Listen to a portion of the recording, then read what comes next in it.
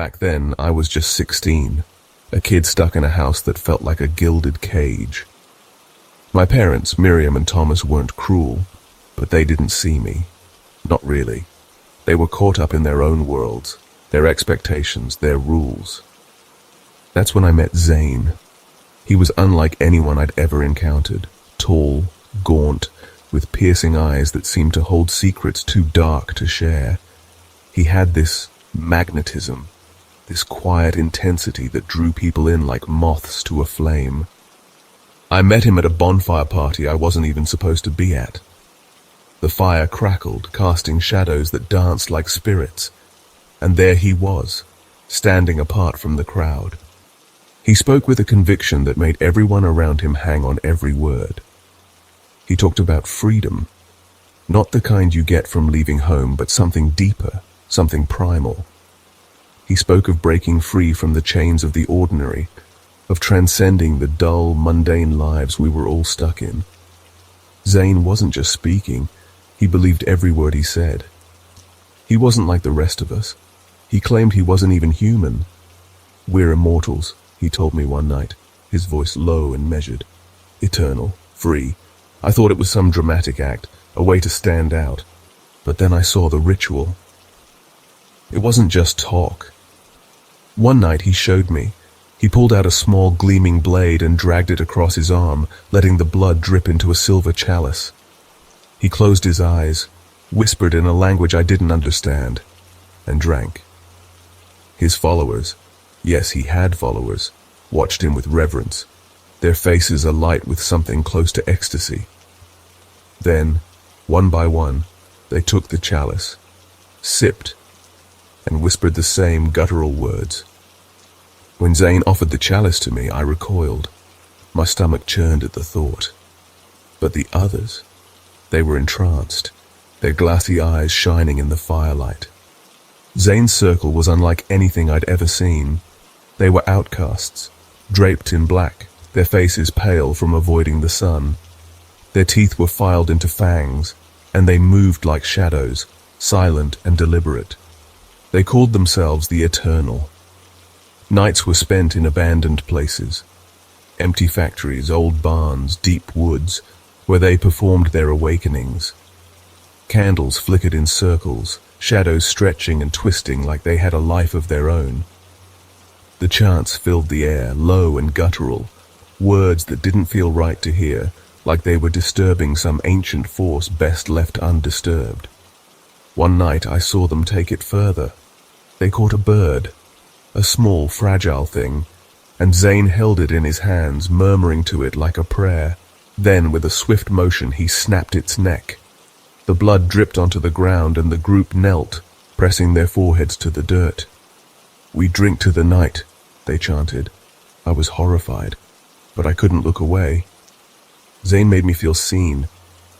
My parents didn't understand me, but Zane, he got it. He listened. "They don't let you be who you are," he'd say, his voice a soothing whisper. "But I can. I can set you free." At first, it was just words. But then the fights with my parents grew worse. They hated the late nights, the lies, the strange new people I was hanging out with. "You're throwing your life away," my mom screamed one night after I snuck in late. Maybe she was right, but I didn't care. One night, everything fell apart. I was crying, telling Zane how trapped I felt, how I couldn't take it anymore. He nodded, his eyes glinting in the dim light. "I'll help you escape," he promised. "But freedom has a price." I thought he meant we'd run away together. I thought it would be romantic, an adventure. But that night I woke to the creak of the back door. I'd left it unlocked just like Zane had told me. The sound of footsteps echoed through the house, heavy and deliberate. My heart pounded as I stayed frozen in bed. Then came the first thud. It was loud, wet, sickening. My father's voice followed, a sharp cry cut off too soon. I crept to the hallway, and what I saw froze me in place. Zane stood over my father's body, a crowbar in his hands. Blood dripped from the end, pooling on the floor. My breath caught in my throat, and I gasped before I could stop myself. He turned, his face alight with a twisted triumph. "You're free now," he said. But it wasn't over. My mum was still alive, crawling toward me, her hands smeared with blood. "Help me," she choked, her voice barely a whisper. Zane didn't hesitate. He raised the crowbar again. The crunch of metal meeting bone was a sound I'll never forget. I wanted to scream, but no sound came out. We fled that night. Zane and his followers piled into a car, laughing like it was some grand adventure. But I couldn't stop shaking. I couldn't close my eyes without seeing my dad's lifeless stare or my mum's outstretched hand. Zane kept saying he did it for me, that we were free now, that we could start our eternal life together. But I didn't feel free. I felt trapped in a nightmare I couldn't wake up from.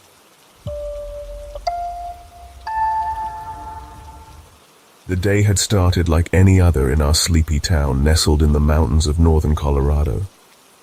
Our family home, a cozy little house with a slanted roof and squeaky floorboards, always seemed alive with warmth and laughter. Dinner that evening had been no different, a medley of jokes, clinking glasses, and the aroma of my mom's chicken pot pie wafting through the air. Afterward, I retreated to my room, where the evening breeze rustled the curtains as I scribbled in my diary and hummed a catchy tune I couldn't seem to shake. By the time I crawled under my thick quilt, exhaustion enveloped me, pulling me into the kind of deep sleep where dreams didn't dare intrude. But that peace shattered abruptly when a faint creak broke through the stillness. My mind stirred, hazy and disoriented, yet I kept my eyes closed. Just the house settling, I told myself. Then I felt it, the icy press of steel against my neck. "Don't make a sound," a man's voice whispered, low and threatening. It was rough and chilling, sending every nerve in my body into a state of shock. I froze, paralyzed with fear, as his hand clamped down on my arm. His grip was unyielding as he yanked me from bed and steered me down the dark hallway.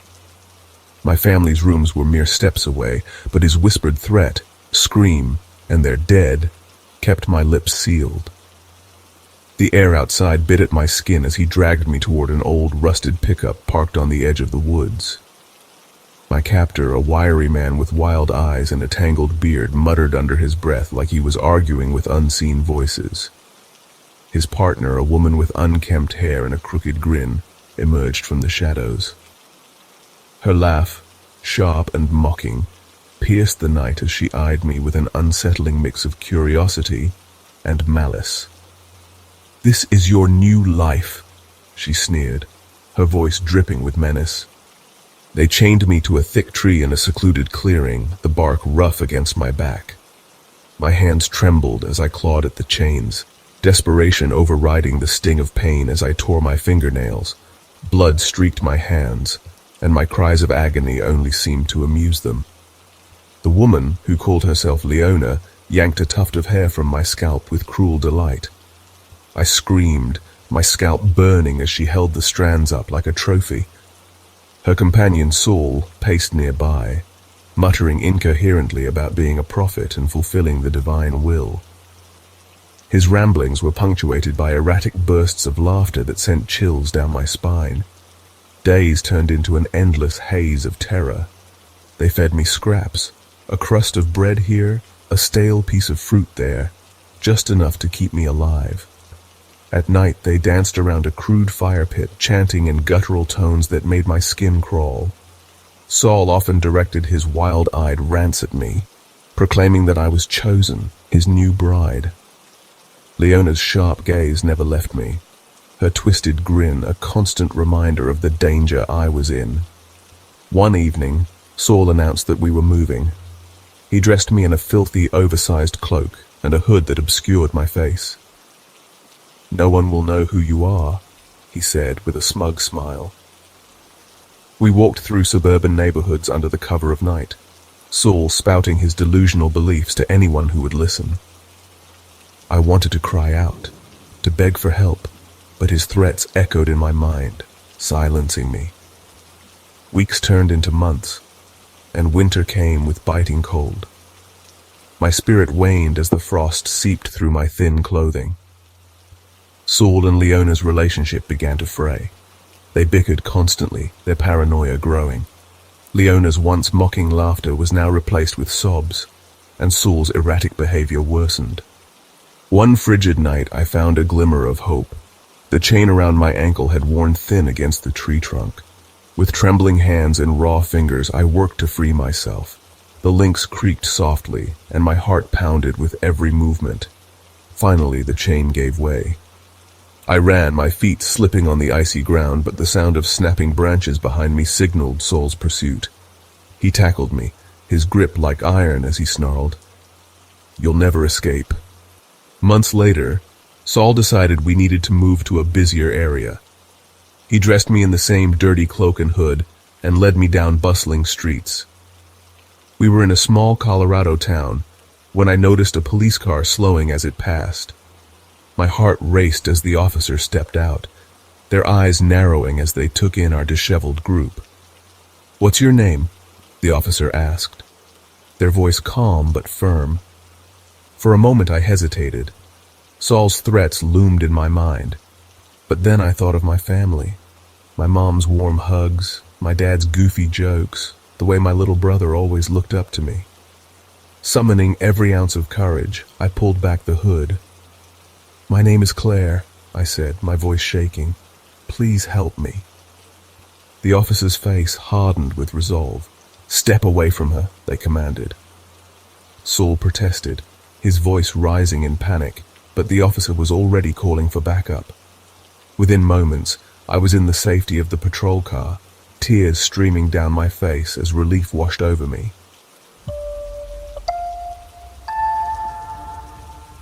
I used to believe my world was safe. Home was a sanctuary, school a predictable routine, and everything around me fell neatly into place. That illusion crumbled the moment Miss Elena stepped into our classroom. She had an air about her, confident, composed, and exuding a charm that made everyone sit up a little straighter. The boys whispered about her beauty. Some girls admired her, but there was something beneath the surface that made my skin prickle. Her smile wasn't warm, it was sharp, like a secret weapon disguised as kindness. The first time she singled me out, it seemed harmless enough. "James," she said during class, her voice playful but carrying a weight I couldn't ignore. "Is it really that hard to spell independent?" The class erupted into laughter, and my face burned. Teachers had called me out before, but this felt different. Her gaze lingered just a moment too long, her grin just a bit too sharp. I brushed it off as my imagination. A week later, she asked me to stay after class. "James, you've got potential," she said, pacing around the room as I stood awkwardly by my desk. "But you need direction, someone to guide you." Her tone was smooth, almost soothing, but the way she circled me like a predator made my chest tighten. I nodded, eager to escape the heavy scent of her perfume. It didn't stop there. The next time she kept me back, she locked the door. "Do you know why I've taken an interest in you?" she asked, perching on the edge of her desk. Her voice softened, her eyes holding mine in a way that made my stomach twist. "Because I see something in you that others don't. But this has to stay between us, okay? You wouldn't want anyone to misunderstand." Her words froze me. I wanted to run, to tell someone, but I couldn't move. Her gaze wasn't just looking at me, it was dissecting me as if she was searching for something to exploit. Then came the threats. One day, when I tried to leave, she blocked the door. "You don't want to disappoint me, do you?" she said, her voice honeyed but dangerous. "It would be such a shame if your parents got a call about troubling behavior, or if your little brother had an accident on his way home from school." Her words chilled me to the bone. "What do you mean?" I stammered. Her smile widened, her head tilting slightly. "Do you understand what I'm saying?" I nodded, my throat too tight to respond. The texts started a few days later. At first they seemed normal. Questions about homework, reminders about deadlines.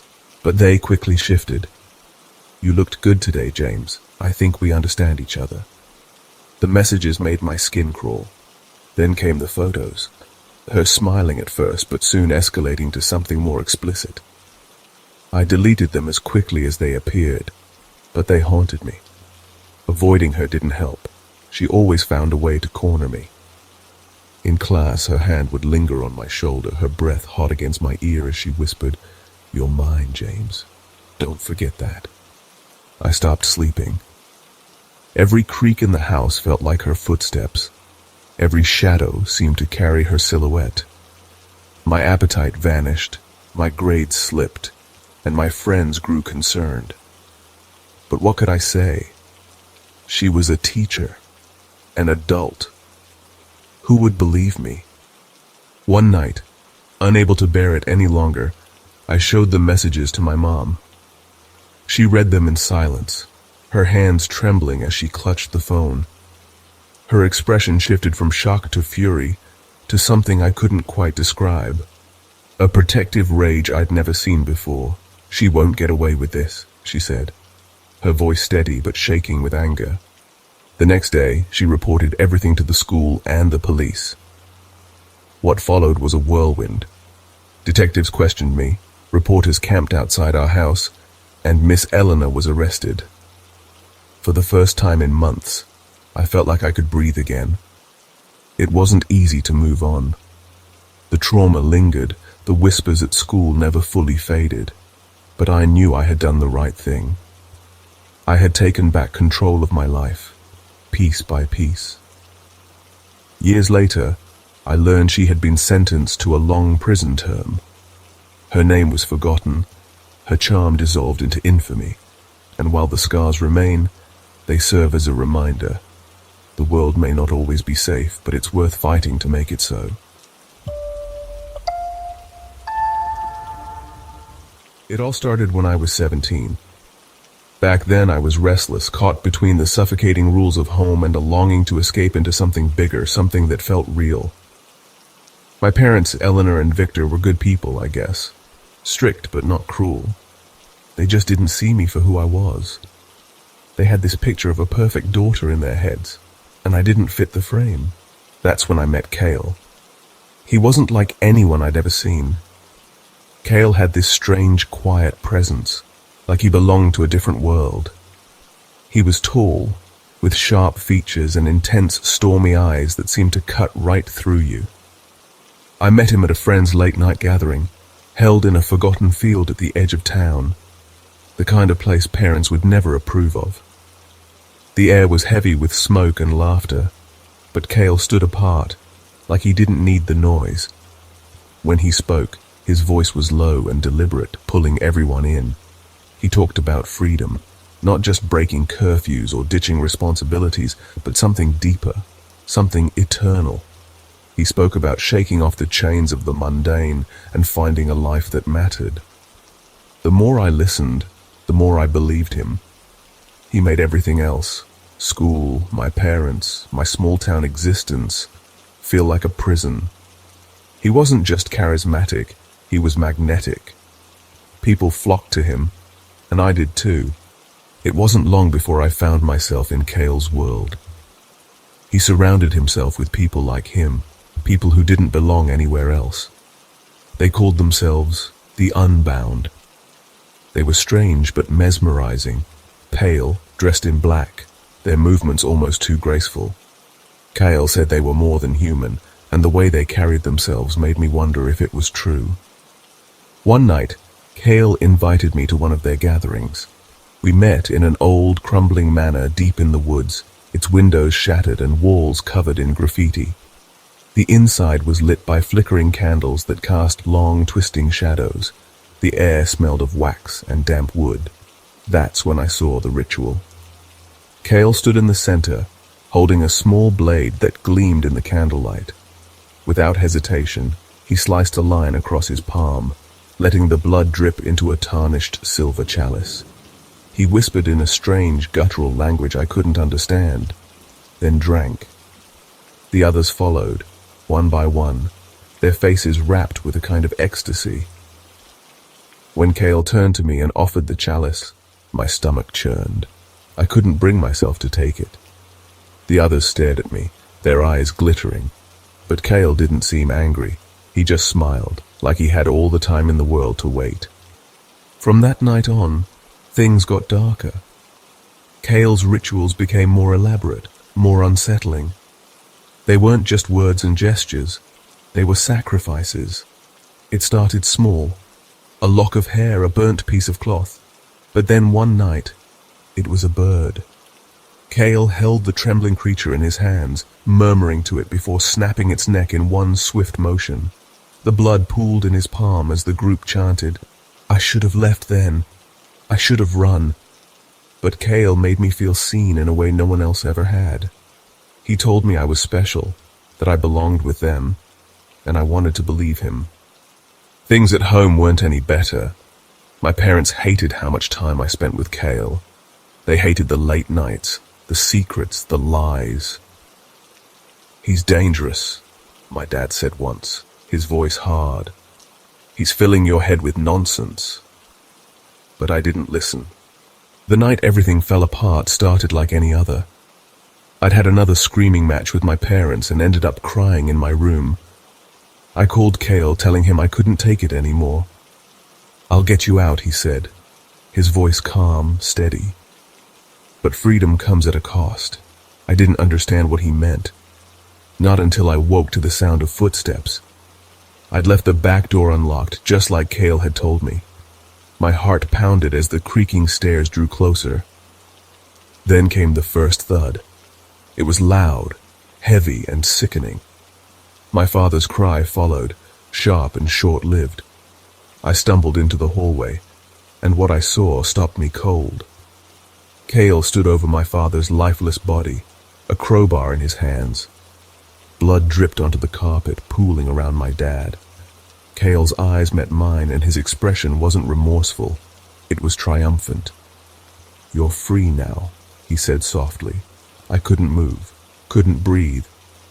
My mother's voice came next, a strangled, desperate whisper. She was crawling toward me, her hand outstretched, blood smeared across her face. Cale didn't hesitate. He raised the crowbar again, and the sound that followed will haunt me forever.